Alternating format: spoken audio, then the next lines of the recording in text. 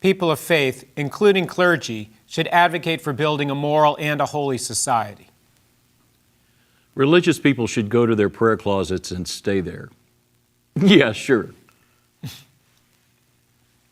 The American Religious Town Hall meeting is now in session.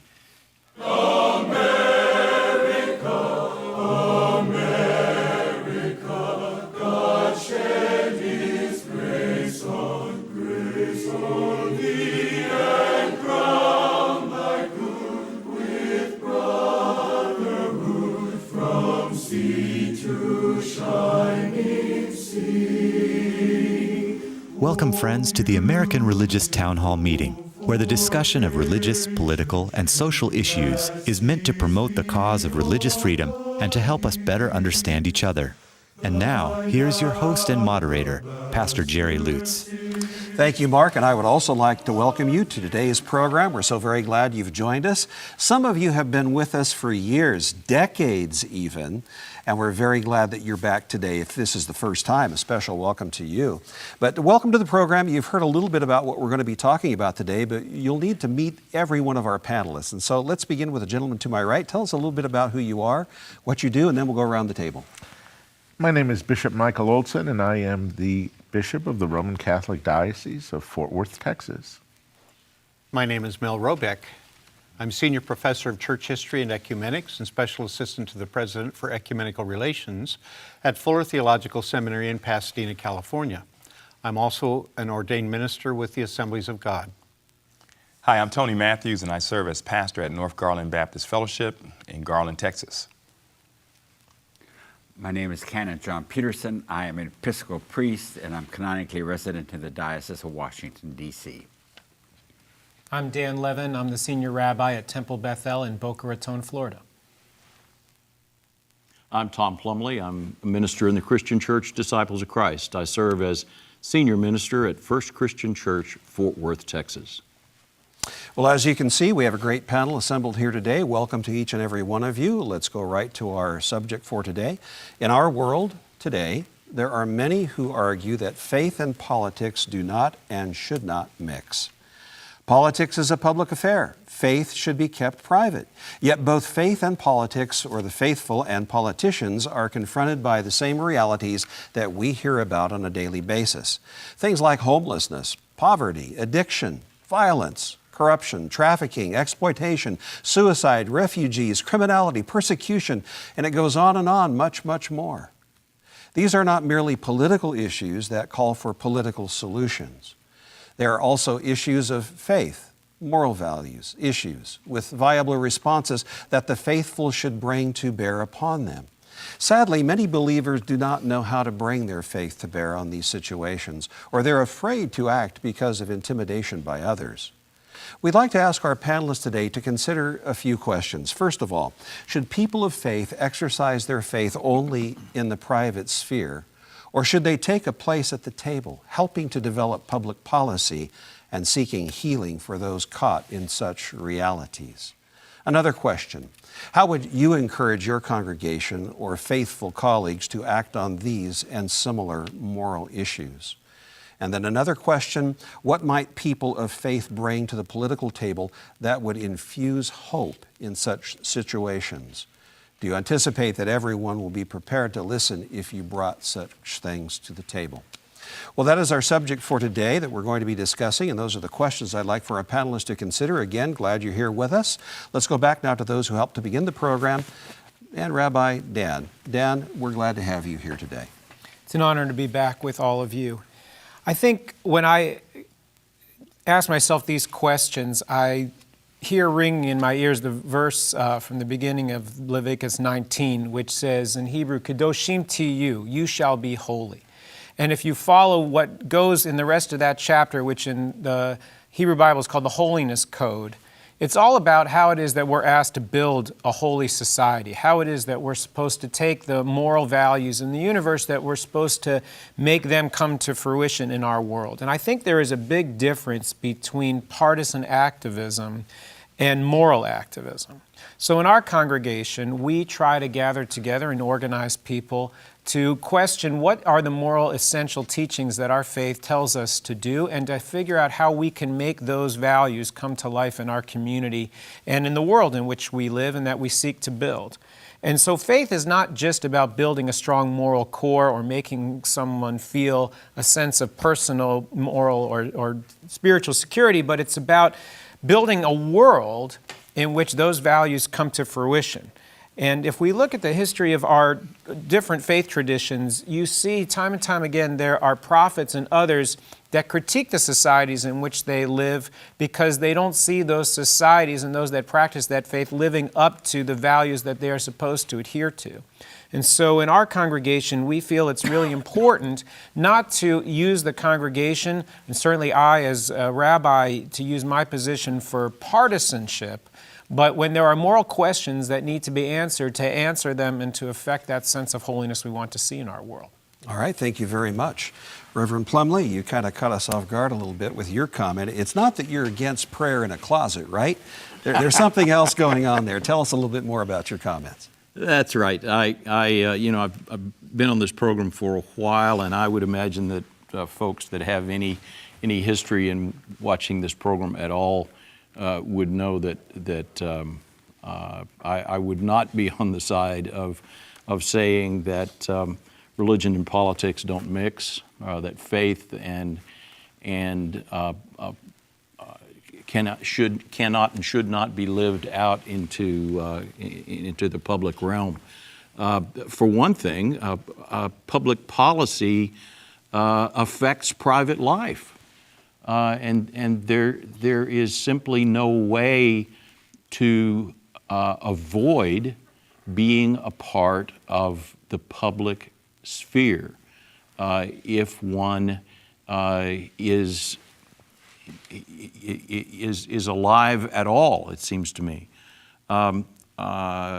Religion and morality bear on such things as taxation and employment and education and sexuality and safety and even things like response to emergencies, response to disasters.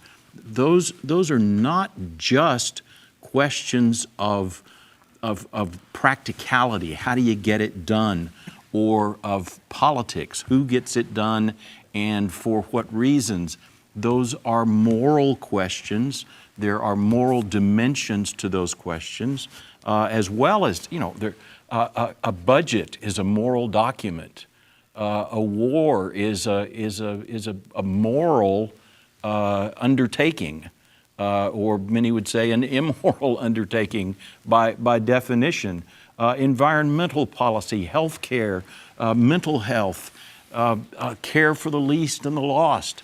How is one who is religious to stay away from those things?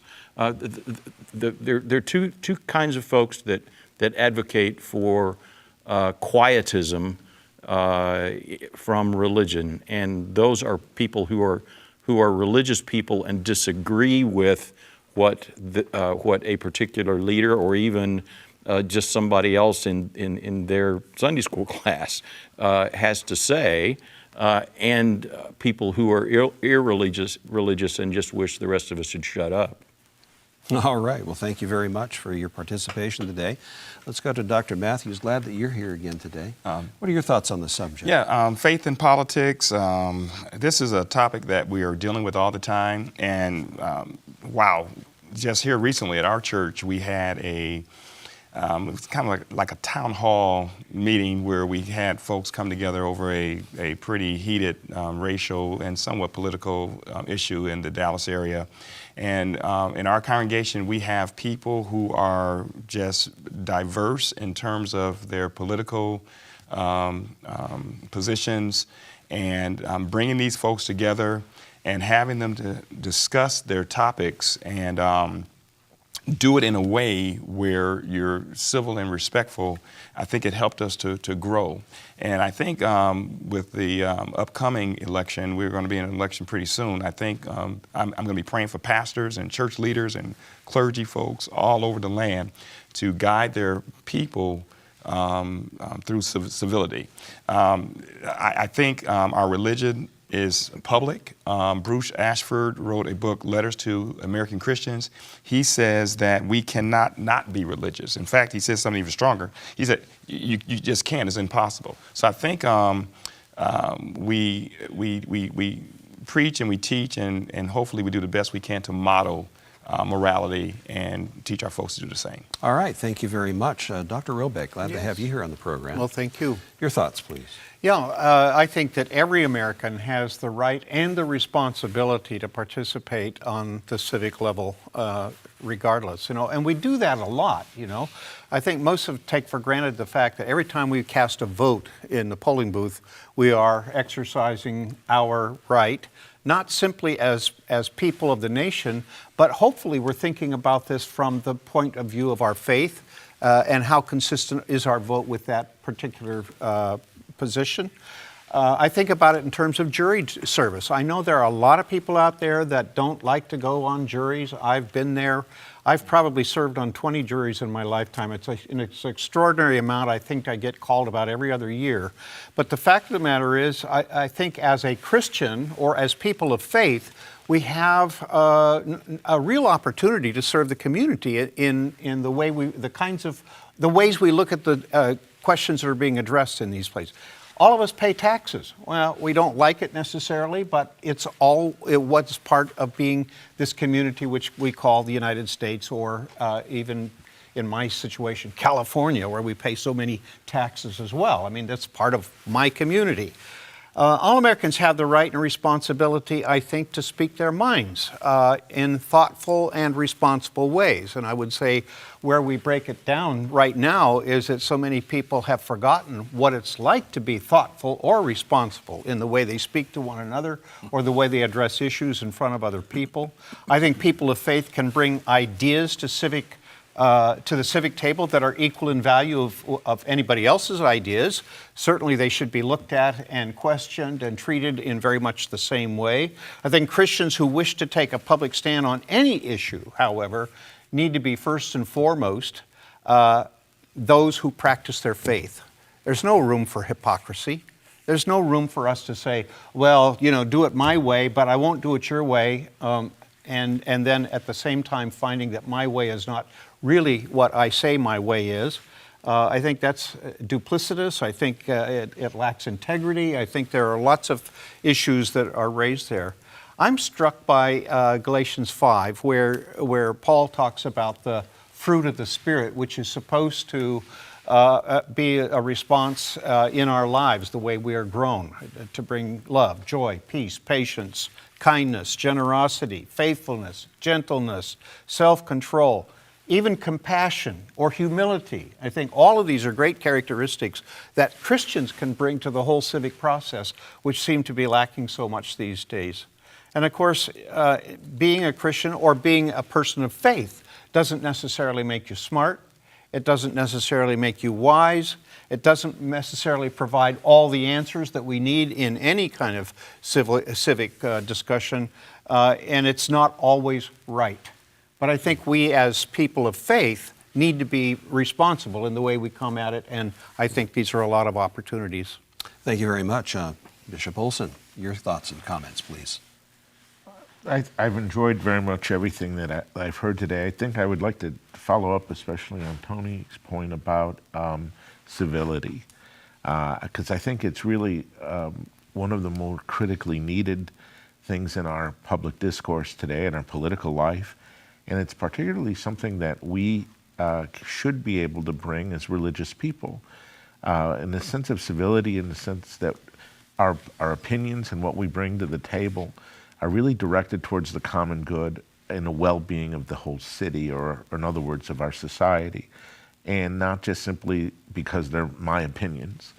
I think that as well that in our society today, we've lost the sense of our responsibility to bring something to society. And as people of faith, it's not just our right, but it's our responsibility to contribute to society in the ways that we have discussed already, whether it's serving on a jury, voting is a responsibility, as well as paying our taxes is a responsibility that we all should have. And I think how we do this exercises the prophetic voice and keeps it from just being heat or hot with anger, and instead perhaps with the light of religious faith. All right, thank you very much. And so, Canon Peterson, what do you think of this? Well, I like the conversation certainly about civility, because we do not have very much of it today in our public discourse. So I think that the issue about civility is really very important. However, I really liked what Dan had to say, particularly in the context of the Holiness Code. I think that that is extremely important, and I suspect that if we were to think more about how we put this and frame our discussions in the context of the Holiness Code, and certainly in the context of the prophets, I think that we would certainly be on much firmer ground in our public discourse, and it actually might bring forth more civility. The issues that are being discussed here, addiction, poverty, violence, and all these things, they're not only social issues, but they are political issues as well. And it seems to me that the more that we are able to put our faith in the context of our biblical traditions, the more that we will be able to speak with some form of authority, in contrast to just having a bad discussion with someone. All right, thank you. And Rabbi Levin, you want to make another comment, please? I think, when you talk to people and you want to have a nice out with friends, what are the two things everyone says don't talk about is politics and religion. And the problem is, if you don't talk about politics or religion, what are you talking about? Which is a whole lot of nothing. And the weather, and even the weather is not exempt from that today. You could talk about that go. too. Yes. And I think that what we've done in our congregation is we actually created a civil discourse initiative so that the synagogue would be a safe place for people of different political stripes and beliefs to be able to come together to debate issues of the day. And so what we did is we brought everybody into the congregation, and let's say the issue was immigration. And there's lots of different ways that people can approach that question of immigration and what America's policies about immigration should be from a place of faith. These are not clear-cut decisions. And so we looked at what Jewish sources teach about immigration, and then we said, if you think that you favor a more restrictive immigration policy, go sit on a seat that has an orange card. We had to pick not red and blue. We had to pick, alternate colors. And if you feel that America should have a more relaxed immigration policy, a more accepting immigration policy, go sit on a yellow card. And we invited people to sit in a very structured environment to be able to have a civil discourse, a nice conversation about what do we really think? Why do we really think this? Where is it coming from in our own personal belief system, so that people could have the synagogue be a safe place to actually talk about these issues of the day, so that they could not only learn how to listen to those with whom they do not agree, but to be able to speak with civility in expressing their own thoughts and beliefs. And we learned that dialogue is not volleyball, where you're trying to smash the ball into somebody else and make them miss to score a point. That dialogue is about playing a game of catch, and to see how long you can keep that ball in the air so that you give the ball to someone, they can receive it, and they in turn give back to you so that you can receive it. And it was an extraordinary experiment that went extremely well in our community. And you might have triggered the idea in someone else's mind as well today. Thank you for that. Reverend Plumbley, you want to make another comment, please? Yeah, thank you. I think we've in our conversation here gone beyond should religious people have a right, or should they be involved, but claiming that we have responsibility, and responsibility to set the standard for how the conversation, for the demeanor by which the conversation takes place. We've had two of our panelists already talk about the way their congregations are doing things to improve the way dialogue is taking place. Our congregation has just completed the second of our annual, what we hope are going to be annual community conversations for all of the city of Fort Worth. This year it was on immigration. Last year it was on sexual harassment and the Me Too movement. Next year, who knows what it's going to be on. But we're trying to do the same thing in creating a safe place to have these conversations. We just have about 15 seconds. You wanted to make a comment? No, I didn't. I thought I saw your hand go up. No, I'm sorry. no, well, we're fine. well, that means we are out of time for this. We want Michael to be part of our conversation. There you go. Street at our place. Practicing what we preach. Thank you very much. There's an important announcement I'd like for you to stand by. We will be back in just a few moments. Thank you, Pastor Lutz. We hope you are enjoying today's program. If you would like to learn more about the American Religious Town Hall, please visit our website at americanreligious.org. That's americanreligious.org. There you can read about the mission and history of the program, learn about the Town Hall estates, and view past programs by clicking the appropriate menu buttons. Each week, Pastor Lutz looks forward to receiving your letters. You may write to him at the address shown on your screen.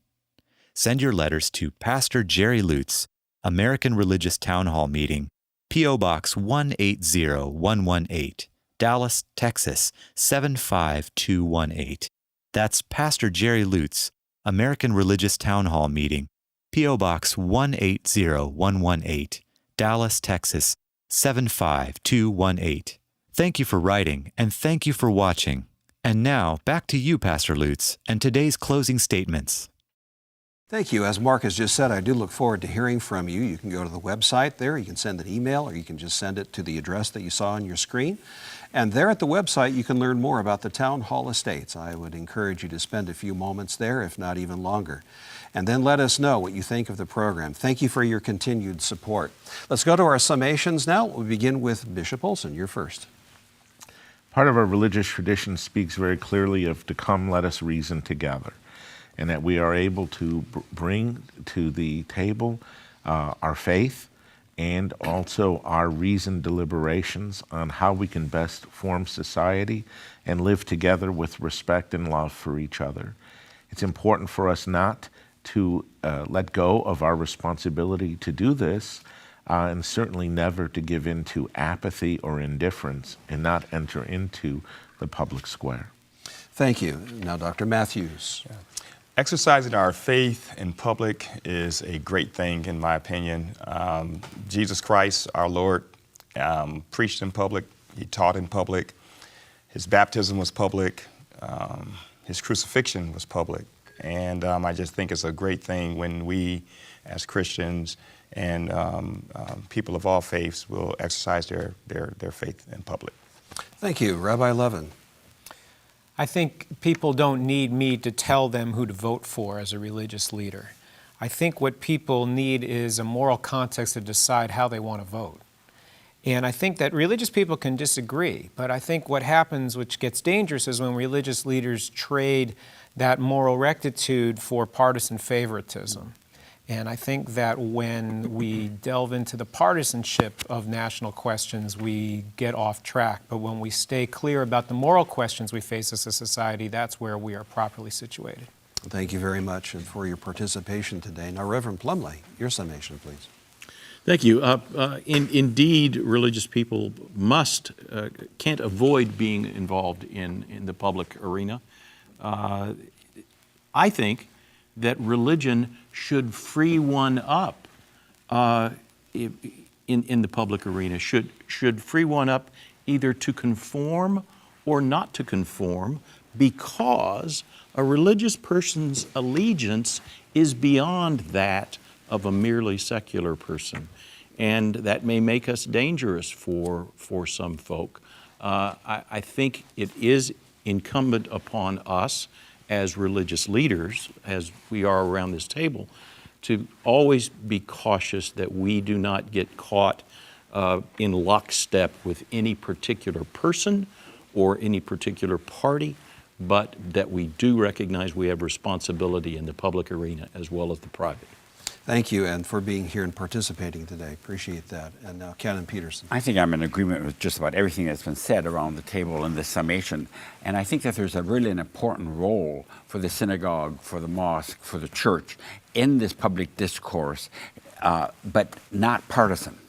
But to be able to look at the scriptures, to be able to come into have a better understanding of what our scriptures are saying to us, and how we therefore are able to relate and to be able to deal with these critical issues like corruption and trafficking and all these issues. And it's not a partisan issue unless you yourself make it a partisan issue. And therefore, I think it's really important to be able to present the faith and how the faith understands that situation. And therefore, you can do it in civility, like we do it around this table. We come from very different theological stables in this around this table, but we always have the respect and of each other, and therefore we're able to speak in the public and political square. All right, thank you. And thank you for being here for this program. Now, Dr. Roebeck, your summation. Please. Yeah, Dan, I appreciate very much your call from Leviticus that the people of Israel are called to be holy people. And the same is true in the Christian faith. And I'm sure that the book of Hebrews, which says, be ye holy even as I am holy. And without holiness, you will not, I don't remember the rest of the word, but the rest of the verse. But you're not going to please God. That's the point. And I think it's really important for us to live out a holy life in the midst of all of this process. And I think it's supposed to be a guiding principle for all of us. As an ecumenist, I engage in dialogue with people of a variety of faiths all year long. And it's really important to me that we understand one another, which means we have to listen to one another. We can disagree, honestly we can disagree, and in some cases it can be quite strong disagreement. But the reality is we are all people of the same faith, that is, we're all Christian, and we have to hold each other with respect. One of the things that dialogue is a compromise. It's not changing people, just forcing people to come to my position. It's a matter of understanding, and it's a matter of sometimes being willing to change because you've heard something new that really changed the way you think about something. And I think that's extremely important as we face all of these issues within our society. All right, thank you very much, and for today's participation. I think we've learned some things around this table. We hope that you have as you've been watching the program today. We've had some good suggestions about how to gather around tables like this one, because that's indeed what we do here, as Canon Peterson pointed out. That's what we do here at the Town Hall. Maybe there's something like that you could do at your church or synagogue, wherever you worship. Even if it's in a public square, perhaps you can get some dialogue going to find what other people think about subjects is very helpful in shaping and helping us to understand our own perceptions and why we think and do the things we do. For now, the Charter of the American Religious Town Hall provides that Roman Catholics, Protestants, Jews, educators, and others may appear on this program and can declare their beliefs without hesitancy, and the rest of the members of the panel will uphold and guarantee that American right to all who will appear, irrespective of race or creed, so that the rest of the world can see that here in America, we believe in civil and religious freedom, not only in theory, but in reality. So now, friends, until next week at the same time and over this very same channel, the American Religious Town Hall meeting stands adjourned. And may the God of all of us bless all of you.